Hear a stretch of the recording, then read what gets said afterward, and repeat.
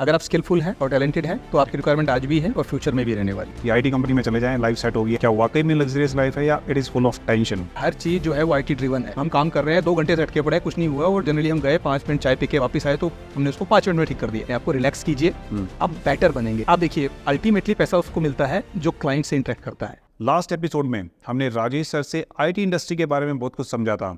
So let's continue our stand out discussion with multi talented personality and a young entrepreneur mister Rajesh Agarwal. So Rajesh ji, welcome to the career talk series of career जानो। आजकल हर दूसरे graduation student का सपना है IT company. हर कोई चाहता है IT company join करना। तो लाखों करोड़ों स्टूडेंट्स हैं इस देश में जो कंप्यूटर ग्रेजुएट हैं, कंप्यूटर साइंस इंजीनियर्स हैं, they want to join IT industry. क्या वाकई में आईटी इंडस्ट्री में इतनी वैकेंसीज हैं कि इतने लाखों स्टूडेंट्स को एक साथ कंज्यूम कर सकें? क्या वाकई में इतना आसान है आईटी इंडस्ट्री किसी स्टूडेंट के लिए ज्वाइन करना? जी देखिए, अगेन आसान और मुश्किल वाले सवाल पे अगर मैं आऊँ तो आसान और मुश्किल तो पर्सनल ट्रेट है किसी का, ठीक है, कि वो कैसा, उसकी कितना सीरियस है उसके लिए। जब कोई बंदा किसी भी चीज़ के लिए सीरियस होता है तो it becomes easy for it. Right. अगर आप उसको टाइम पास के लिए कर रहे हैं तो that becomes difficult, anything becomes difficult. Okay okay, ठीक है। जहाँ तक रही बात डिमांड की, तो मुझे लगता है कि आईटी इंडस्ट्री में बहुत डिमांड है। और डिमांड है? बहुत डिमांड है और ये डिमांड बढ़ेगी। मुझे लगा कि अभी रिसेशन आया है तो शायद डिमांड घट गई है और रिक्वायरमेंट्स नहीं है इतनी सारी। देखिए, अगर आप कैपेबल नहीं हैं तो आपके पास कभी भी आपकी रिक्वायरमेंट नहीं थी, ना रहेगी जी। अगर आप स्किलफुल हैं और टैलेंटेड हैं तो आपकी रिक्वायरमेंट आज भी है और फ्यूचर में भी रहने वाली है। और एक्चुअल में एक फ्रेशर्स के लिए रिक्वायरमेंट है आईटी इंडस्ट्री में? बिल्कुल है। नॉट ओनली फ्रेशर, मैं कहता हूँ कि जिसको बेसिक नॉलेज ऑफ आईटी है, कंप्यूटर स्किल्स जिसके पास है, बेसिक स्किल्स है, उसकी भी बहुत रिक्वायरमेंट है। राइट। रिक्वायरमेंट की कोई कमी नहीं है, लेकिन आपके पास राइट स्किल होनी चाहिए राइट टाइम पर पुश करने को। और आज के टाइम पर बहुत सारे कंप्यूटर साइंस इंजीनियर निकल रहे हैं। मैं देख रहा हूँ कि 15 lakh students engineering computer science graduate pass out है लास्ट ईयर। इसके साथ बीसीए के भी स्टूडेंट्स होते हैं और फिर दूसरे कंप्यूटर कोर्सेज हैं, तो टोटल मिला के 20-22 लाख के आसपास टोटल फिगर ये बनती है। क्या इतनी वैकेंसीज है आईटी इंडस्ट्री में अगर इंडियन आईटी सेक्टर की बात करें तो? बिल्कुल है, इस कोई डाउट ही नहीं है, ज़्यादा ही होंगी। कि आप समझिए हर चीज़ जो है वो आईटी ड्रिवन है। धीरे धीरे करके everything is becoming IT driven. Right. तो आपको हर फील्ड में नॉलेज है, मतलब आपको आईटी के लोग चाहिए ही चाहिए। डेटा साइंस, आपका आर्टिफिशियल इंटेलिजेंस, मशीन लर्निंग, ये तो मेजर टर्म्स हैं। उसके अलावा आपको बहुत ग्रैन्युलर लेवल पर भी लोग चाहिए। हर तरह के लोगों की जरूरत है, बहुत डिमांड है। मेरे हिसाब से तो हमारे पास अभी 50-60% लोग भी नहीं हैं जो एक्चुअली फिल कर सकें पोजीशंस को। Right. So most of the students are confused and have asked me several times what is the difference between software development, software engineering and software design. तो क्या तीनों चीज सेम है, अलग अलग है? अगर डिफरेंस है तो डिफरेंस क्या है? देखिए, डिफरेंट है तीनों चीज़ें जी। सॉफ्टवेयर डेवलपमेंट, सॉफ्टवेयर डिजाइनिंग और तीसरा क्या बोला आपने? Software engineering. ठीक है। देखिए, इन जनरल टर्म्स भी ये चीज़ें अलग हैं। डेवलपमेंट का मतलब होता है basic level of coding. Right. ठीक है। जब आपके पास कोई काम आ गया तो आपने उसको कोड कैसे करके एग्जीक्यूट कैसे किया, दैट इज डेवलपमेंट। ठीक है। फिर आपका आता है डिजाइनिंग जनरली आर्किटेक्ट करते हैं जी, कि कोई भी चीज़ दिखेगी कैसे। जैसे एक बिल्डिंग बनती है तो सबसे पहले एक बंदा होता है जो कहता है कि अच्छा ये चीज़ यहाँ पर होनी चाहिए, ये चीज़ यहाँ पर होनी चाहिए, वहाँ पर होनी चाहिए।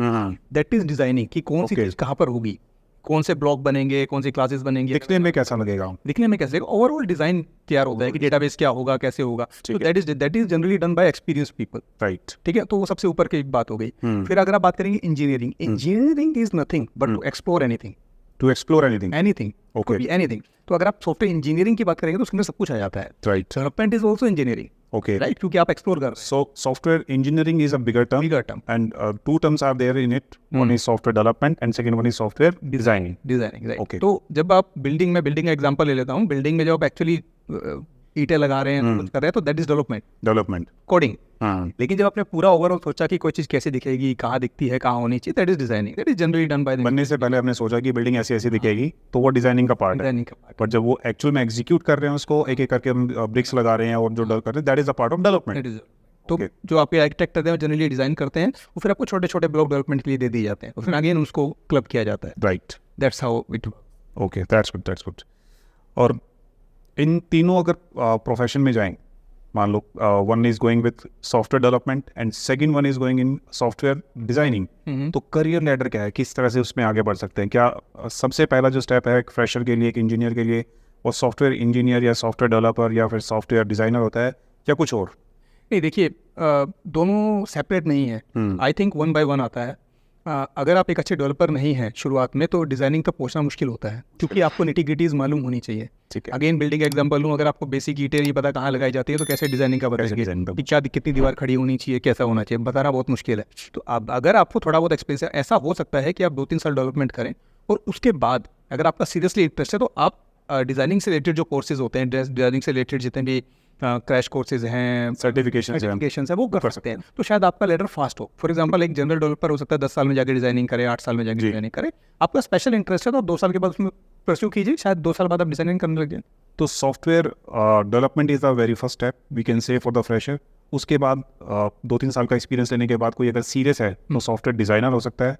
अगर उसको कंटिन्यू करें तो क्या क्या आगे फर्दर पोजीशंस बनती है देखिए, इतने लंबे करियर में जाना? अगर मैं सॉफ्टवेयर की बात करूँ, ठीक है, तो सॉफ्टवेयर इंजीनियरिंग के अंदर सिर्फ सॉफ्टवेयर डेवलपमेंट नहीं आता है, और बहुत सारी चीज़ें जैसे QA को हम शायद मिस कर रहे हैं, ठीक है। उसके बाद डेवऑप्स आता है आज की डेट में, जिसमें डिप्लॉयमेंट होती है। तो मैं अगर आपको ओवरऑल एक स्ट्रक्चर बताऊं, तो जो बहुत जरूरी है जानने के लिए, जनरली क्या होता है कि एक रिक्वायरमेंट आती है, उसको आपने डेवलप किया, राइट।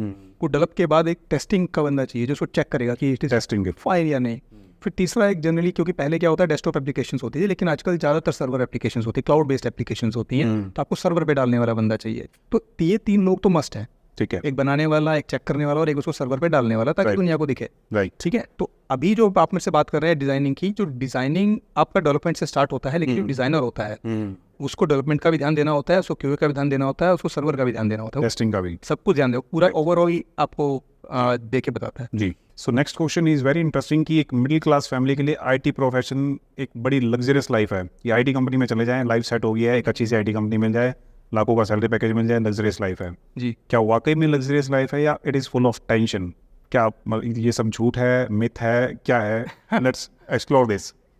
देखिए, अगेन ये पर्सनल ट्रेट है, मेरा मानना ये है। देखिए, आपका करियर स्टार्ट होता है जावा से, .NET से, पाइथन से, वगैरह वगैरह, प्रोग्रामिंग लैंग्वेज से स्टार्ट होता है। ये बहुत बड़ी चीज़ें नहीं है, ठीक है। ये आप 1-2 साल के अंदर आप सीख जाते हैं, सब कुछ सीख जाता है। ओके। अब उसके बाद लोग क्या करते हैं, जो मैंने पर्सनल फील किया, वो कहते हैं कि मुझे नया फ्रेमवर्क सीखना है, नई ये चीज़ सीखनी है, नया टेक्निकल अपडेट करना अपने आप को। ये लोग जो है बहुत ऊपर नहीं जाते हैं इन जनरल। अच्छा। कारण अगर लग्जरियस लाइफ की बात करूँ, क्योंकि लग्जरियस लाइफ का मतलब हमारे यहाँ पे जनरली होता है कि मैं ऑन साइड जा रहा हूँ और वहाँ पर सेटल हो गया, US में सेटल हो गया और बहुत कुछ आ गया, ठीक है। लेकिन आप देखिए, अल्टीमेटली पैसा उसको मिलता है जो क्लाइंट से इंटरेक्ट करता है, ओके, ठीक है। तो आप यहाँ पर कोडिंग कर रहे हैं, आपको कितने भी अच्छे फ्रेमवर्क आ जाए, कुछ भी आ जाए, ठीक है, आप कोडिंग ही करेंगे। अल्टीमेटली आपको क्लाइंट से इंटरेक्शन करने का मौका, क्लाइंट से कनेक्ट करने का चांस नहीं मिलेगा if you are a basic coder. अगर आप अच्छे भी कोडर है, तब भी हो सकता है कि आपको नहीं मिलेगा, क्योंकि client communication is a different thing और कोडिंग करना है डिफरेंट थिंग। मुझे लगता है कि जब आप डेवलपमेंट सीख जाते हैं तो आपको कोशिश करनी चाहिए अपनी कम्युनिकेशन लेवल पे काम करें, ठीक है। आप उसको कैसे क्लाइंट को कम्युनिकेट करना है, टेक्निकली कैसे कम्युनिकेट करना है, किसी ना किसी तरह से हम क्लाइंट के कांटेक्ट में आएं और उससे कम्युनिकेट करना स्टार्ट करें। एब्सोल्युटली, वो बहुत ज़्यादा इंपॉर्टेंट हो जाता है। अगर आप वो कर रहे हैं तो फॉर एग्जांपल मैं अपनी कंपनी की बात करूं कि आज मैं क्या करता हूं, मेरा भी काम मोस्टली होता है जो वो बहुत हायर लेवल ऑफ क्लाइंट है उनको मैं टच बेस करता हूं, राइट।